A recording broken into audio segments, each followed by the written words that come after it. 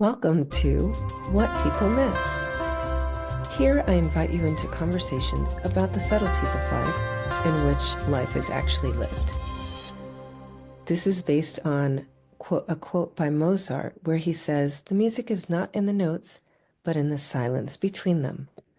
Hi, I'm your hostess. My name is Cordelia Gaffar, and I'm the ultimate joy goddess, inviting you to choose joy and pleasure so that you actually love your life. Now, enjoy today's conversation and reveal yourself to yourself so that you can reveal yourself to those you love. Happy Magnetizing Monday and welcome to What People Miss. I love to have these conversations based on Mozart's quote, "The music is not in the notes, but in the silence between them." And so in our conversations, we talk about the silence between our sentences, right? So today we're focusing on what the core of beauty is. And while you can look at the screen and see two beautiful women, right? Mhm. Is it just the way we look that makes us beautiful? Or is it the self-awareness we possess? Is it the understanding of the core of the importance of taking care of our souls that you see? We're going to get into all of that. And I have a beautiful person, Dr. Chiquita Mack, who knows all about it. She's actually the podcast host of The Beauty Within. And as you can hear in her title as doctor, she's also a PhD in entrepreneurship, and she has many accolades, which we will discuss throughout this conversation. Welcome to What People Miss. Thank you so much for having me. I am super excited to be here. Yeah, so, you know, as you were hearing me talk about beauty, do you think the questions I ask capture some of the things we need to look at when we're considering the word beauty? Yeah, I think beauty is more than what you see on the outside. You can be the most beautiful person ever, look very glamorous, but if your heart is ugly and your personality and the negativity you may put out, then are you beautiful?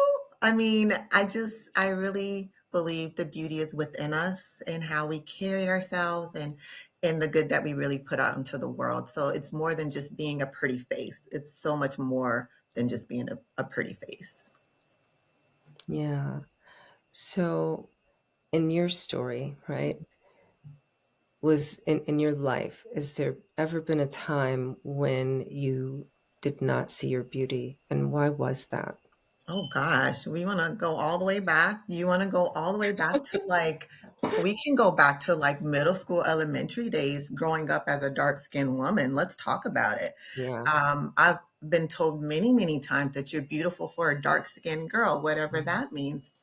Growing up in the beginning part of my journey, I struggled with what beauty was and understanding, am I pretty or am I not? Am I only pretty for dark skin? Like, what does that mean? Where does that come from? And it was really difficult to really find what my definition of beauty is. And what I found is my ability to love myself and to love what I bring. But oh my gosh, yes, the struggle was real. Like, if you really want to talk about just the standard, like the regular media standard of beauty, oh, absolutely. Yeah. I resonate with that as well. And what as you bring up complexion, like colorism is a Mhm. real serious problem in brown communities, like people of color have a colonized ideal of what beauty is based on, right? This Eurocentric Mhm. um, majority. And the truth is, similar to you, right? Um, the more I looked inward and I love the things about me that everyone thought was like weird or Weird, quirky, yeah. you know? I know exactly what you mean. I'm like, I kind of like that. That's kind of cool. Like that's something I got and nobody else has, you Mm. know? So let's talk a little bit about the quirkiness that makes us beautiful. I am such a nerd, okay?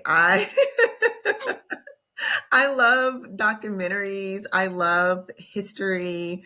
I love reading a good book. I love art. I mean, I'm a quiet person, despite of what I do.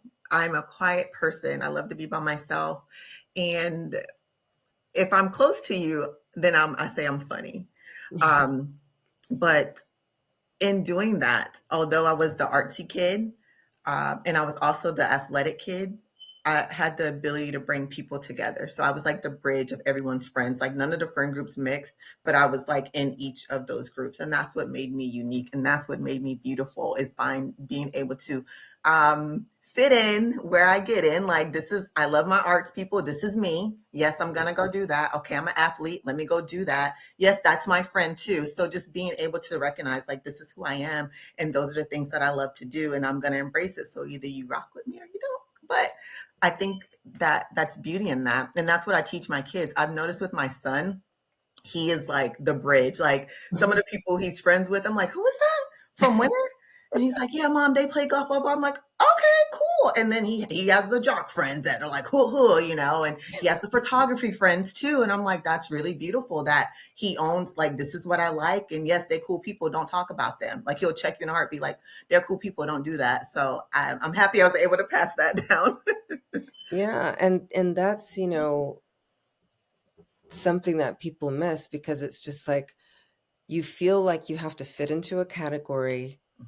All of your friends have to fit in the same category, right? And Mm, it's like, no wonder people get bored with life, you know? So, yeah, seriously, be yourself. Be yourself, live your life. And one thing to understand is like everyone's built different, and your story is your story, and what you like is what you like. So please don't go chase what you think it is. If you be yourself, authentically yourself, your tribe will come. yeah, Mhm. it may take for what seems like forever, Forever. Yeah. Yeah. That may be true, but they're coming. but they're coming, So, I that happened, right, in middle school and then probably had other experiences in high school and then college, right? But then there's another like version of that. Like once you become like mom and Mhm. wife and all that, then it's almost like you have to restart finding your friend group again, and you feel like the ugly duckling again, right? So how do you reclaim your self-love, right? It's like you go through these valleys and peaks of having self-love. Yeah, it's definitely growth. It's definitely growth. And I feel like when your goals change or when you really get a clear vision of where you're headed, that's when a lot of people, well, my experience is when a lot of people start to fall off. And then I start to realize I don't even have that in common with the people I thought I did because I'm in a season of growth now. And I would love for them to come with me, but they're not ready yet. Not that they won't get there, but they're not ready yet. And so you find yourself feeling, I think I posted the other day, like I'm in a period of isolation. I'm feeling it right now where I'm just like, Lord, okay, I got you. Let me just do what you want me to go out here and do. And I have to stay focused. But you do find that when I was in my 20s, I think was the hardest time for me because I was pregnant at 20. I had my son at 21. And all my friends are like, girl, we went out here. Look at our pictures. And I'm like, yeah, I got this baby, right?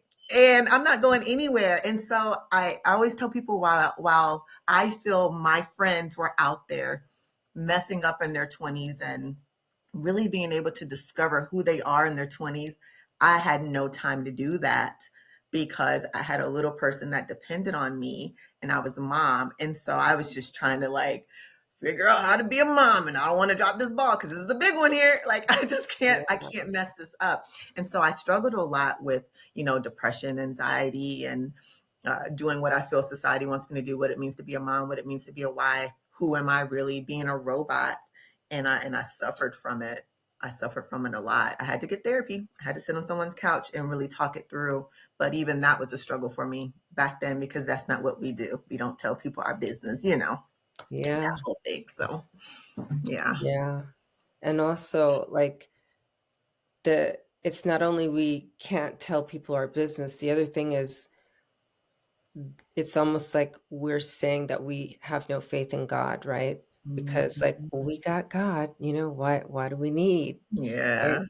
And because it's part of being whole, and Mhm. because God created like 8 billion people so that you can go and talk to somebody. Exactly. One of them got to hear me talk.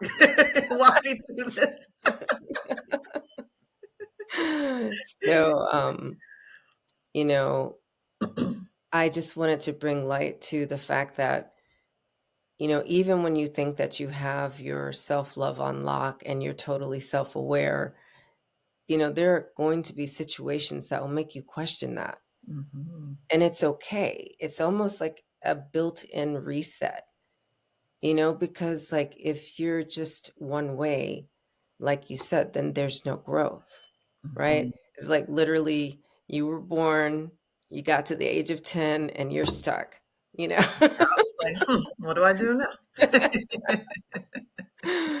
So, but I'm hearing like there's a progression of growth, Oh, a yeah. revisiting of like, um, who am I and what is it? So for you, coming back to just your story, Mhm. when you were like, okay, I I'm struggling because I know I could be better at, doing all these things, but life is so overwhelming. Mhm. Ultimately, like what was that thing that let you know that overwhelm is something that's for you? What do you mean overwhelm is something that's for me? Well, I mean, it's just like it gives you an opportunity to see how to prioritize better, right? Yeah. Because, like, that's how we get overwhelmed. We're saying yes to that person, that situation, Mhm. and everything but ourselves. But if you didn't experience that, then you wouldn't know to be more discerning and prioritize. I wouldn't be where I am now had I not gone through any of that at all. I want to say the turning point, though, for me, even though I was going through the overwhelm, depression, and things like that, were my kids, if that makes any sense at all.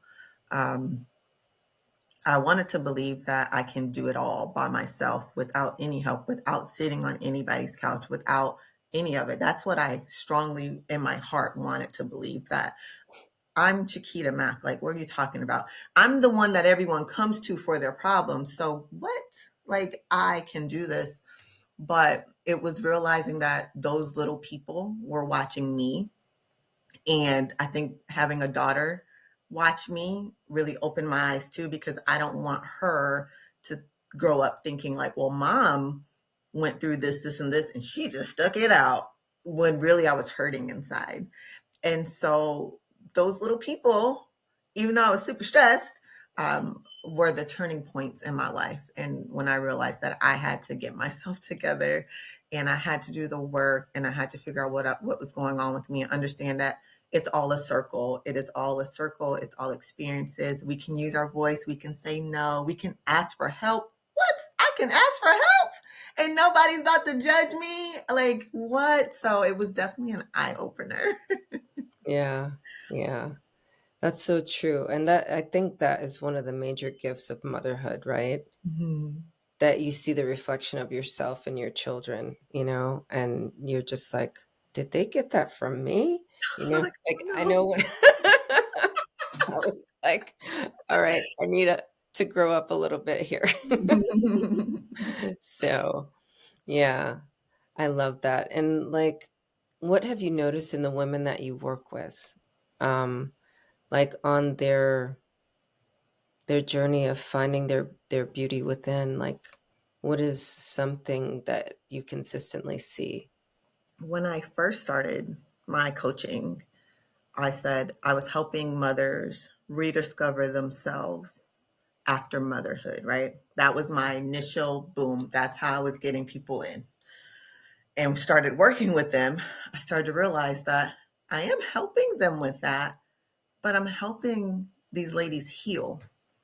It was always something from the past that transferred over to adulthood, that transferred over to motherhood that they are now struggling with. And so what I notice, and so I say now I help women heal and find their voices and thrive and learn to tell their stories and create a thriving brand. That's what I do now. But when I started, it was strictly mom's rediscovery. Healing is the answer to it all for right now for me, for what I do. I found that a lot of my ladies, including myself, were hurt. We're damaged by something in our past. We haven't let go. We're carrying guilt. We're feeling the burden of all the things because that's what we had to do. I say I specialize in women of color, so we carry the burden on our shoulders quite a bit, and so we have to heal. We have to heal. We have to be willing to put the work in on our healing journey, and we got to stick it out because it's hard. It's so hard. But I've noticed that the women I help is like, okay, we got to heal from something, and we go all the way back digging from to the past. So Wow. Yeah, that's true. And but the fact is that they're willing, yes. and and I love that you said you began just focusing on moms and now you've progressed all the way here. Mhm. And it's said, right, that you are your first client. Yeah. So like it makes sense that your journey would take you like from there to here. Hmm. So I'm wondering, is there anything else that you would want to share, in particular around motherhood before, we keep it more general to like all women, or leaders or anything like that. But like, what is there that you would say to a mother in the last phase of motherhood, right? So now, like, the kids just left the house and she's in another, recognition of like, who am I now? My kids are not in my house anymore. I would say first I want to say to any mom out there, don't wait until your babies leave the house to start discovering who you are. Don't wait because then you find yourself in a place where you're like, well, what do I do? I don't have anyone here. I don't have anyone stuff to get ready for. Like, what do I do? Start the discovery journey now. Start the discovery journey with your kids in a house. Do it as a whole family project. Like, I love to do this, help me do that. But get back to the things you already loved to do. We're not recreating the wheel. We're not starting from scratch. You've already loved to do these things. You put them to the shelf because you figured that when my child is 18, I'm going to go and grab it. So I need you to walk to that shelf wherever you put it at and grab it because you know what it is. You know what it is. You are a whole woman before you were a mom. And I think we forget that part too. Like I was a whole person doing all these great things until I had my child. And my kids are very heavily involved in everything that I do, from the podcast to now that they want to be entrepreneurs, they want to do this. That's cool. But they are very heavily involved because I just learned that in order for me to be full and happy, I had to communicate this is what mommy wants. And I did sacrifice a lot in the beginning, but right now I have to do this for me. And so when it's like, y'all, it's Sunday, we already know you in the office, we not coming in there. Okay. They know what to do. Or mom, when's your podcast? Or mom, when's this? Or when do you have this going? Or I'm going to come. Okay, cool. Because we've communicated that. So don't wait. But if you did wait, that's cool. Go to that shelf, dust it off a little bit, grab it, and just get to it. Just start. Just start. Yeah. Oh, I love that. Mhm. I love that you brought your kids into your entrepreneurial journey too, and then it also makes it easier for other women, like if they want to do something now, it's like, oh, My baby's 7. I don't have to wait. Do it. Do it. Tell them what you're doing. I love when my daughter was in I think the third grade or fourth grade. She's like, "You can Google my mom," and I was like, "I don't say that." But she was so proud. And the teacher's like, I asked her, what does your mommy do? And she's like, she helps women be confident. And I was like, yeah, I do. But it's like they're seeing like, okay, putting the pieces together. And she is so confident. She's like the most confident. I wish I had her confidence. She's 12 now. I wish I had her confidence at that age. Oh my God. I would be a president. Well, maybe you're raising one. Maybe. So I love that too. Like when you, as a mom, find your beauty within, then you mom better or you mother better, right? Yeah. Yeah. You're able to. I say we're breaking generational curses. Like we can talk about all the things our parents used to do to us and be like, "Ooh, mom, why you do that?" My mom would tell you she don't remember nothing. She don't remember nothing. No, I didn't. I'm like, yes, you did. But we're breaking those curses and we're teaching our kids to be what we wish we had, at least for me, what I wish I had, that I was able to communicate in a way that's still respectful, but but I'm still heard, or they know they can come to me about just about anything. Sometimes my son, I'm like, wait a minute, okay, I asked for this, all right, go ahead. But that's what we're doing. We're breaking those curses, but you have to know who you are, and you have to, if you're hurt, if you haven't healed, you have to heal those whole those hurt parts of you, or you will, even if it's unintentional, pass those down to your babies. And let me tell you, then they're going to be doing their rediscovery journey as well, because the trauma has continued to be passed down. Yeah. So, what would you say is the true core of beauty? I know we've kind of been, I kind of want to go like from the outside in, but like what is the core? I want to say honesty. Honesty to me is the core of beauty, because if you're honest with who you are and where you are and what you want to be and where you want to go, it will lead to your self-reflection and your self-awareness and understanding that the beauty is already inside of you. Hmm. It's not just skin deep. It's not just what I look like in my makeup and all the things. Yeah. So it's that shine that even if you didn't have on makeup, that people would see it. They would say, she is such a beautiful person. She is such a beautiful person. You don't need no makeup. You're such a beautiful person. Yeah. That can be said for everyone, Mhm. like we really, what are we making up? That is in itself a form of dishonesty. It's like, Mhm. what are we hiding? Um, and sometimes it can be an enhancement. You know what I mean? Mhm. Um, I'm I'm I'm saying that as a disclaimer because I'm not saying that women wear makeup to hide anything, but Of only, course. Yeah. mostly to enhance what's already there. Um, but at the core, if we're just honest and we're willing to ask ourselves the hard questions and actually, Follow through with an action. yeah. So what does that look like? Asking yourself the hard questions or following through. Following through. Being intentional about your healing, or whatever journey you're on. If it's the beauty journey, the rediscovery journey, the healing journey, the motherhood journey, you have to be intentional about all actions. Even if it's an entrepreneurship journey, like I don't care what it is, the word journey. I I need you to be intentional about all things. And that means doing the hard actions, doing the hard work, digging deep if you have to, go back to your past to figure out, why are you this way, why do you perform this way, why do certain words bother you, staying consistent, being intentional, and continue to push through. It's hard. I'm not going to sit out here and tell you like all these journeys are easy and you just got to keep going, girl. You're going to be fine. No, you're probably going to cry. You're going to be upset. You're not going to want to do it. You're going to want to quit. You're going to be like, why am I even doing this? You're going to question it. You're not going to get the results you want. All the things, y'all. Seriously, all the things. And you're going to go back and you're going to look at all those things and you're going to write it down and grab the lessons from it. And then you're going to get up and you're going to do it again. And you're going to push through. It's called life. Life be life. And it's a Yes. circle. It's a cycle. Yeah, it is. So, we're I can't believe we're already near the end of our time here.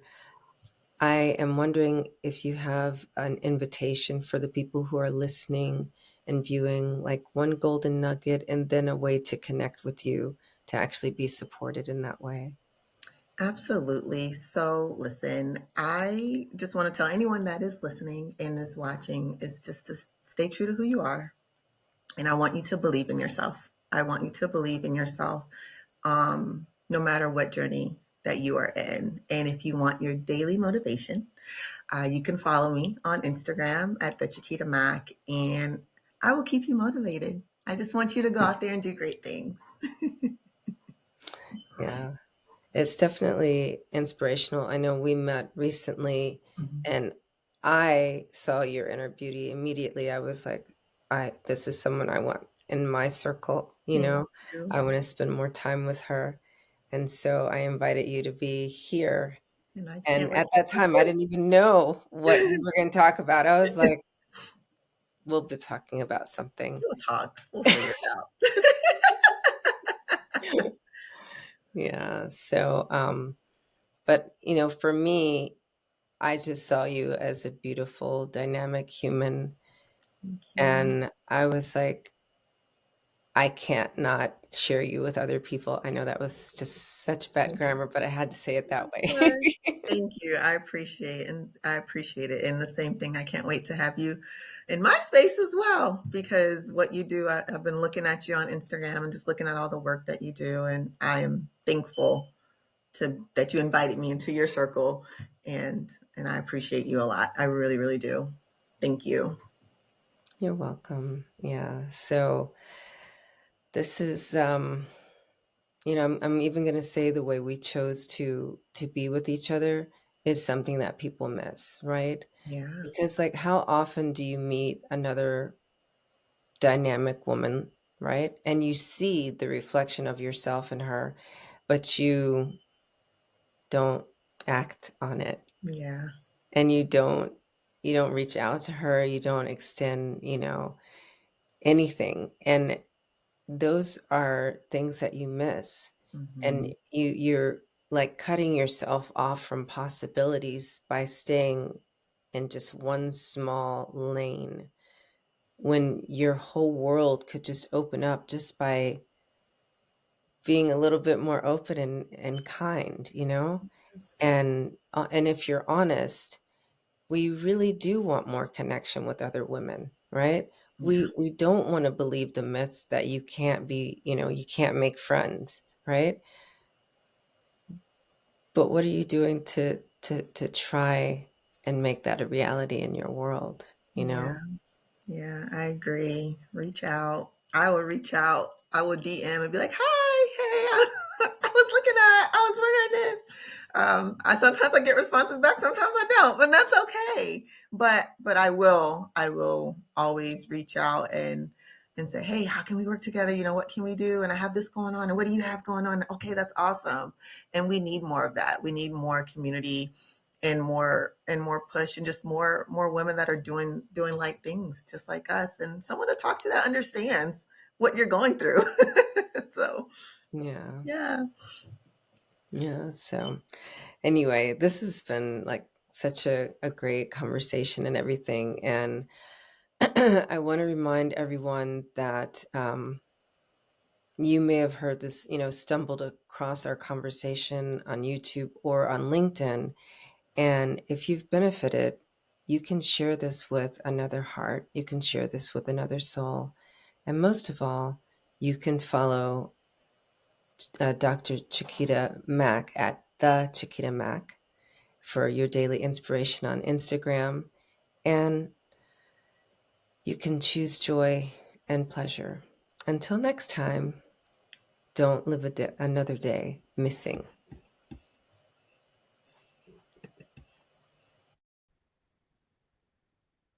Thank you for joining us for today's conversation on what people missed. Take the time to sit back, relax, and reflect on your life and the subtleties which you may be missing. Ultimately, I invite you to choose joy and pleasure so that you reveal yourself to yourself, so that you can reveal yourself to those you love. Until next time, choose joy and always pleasure.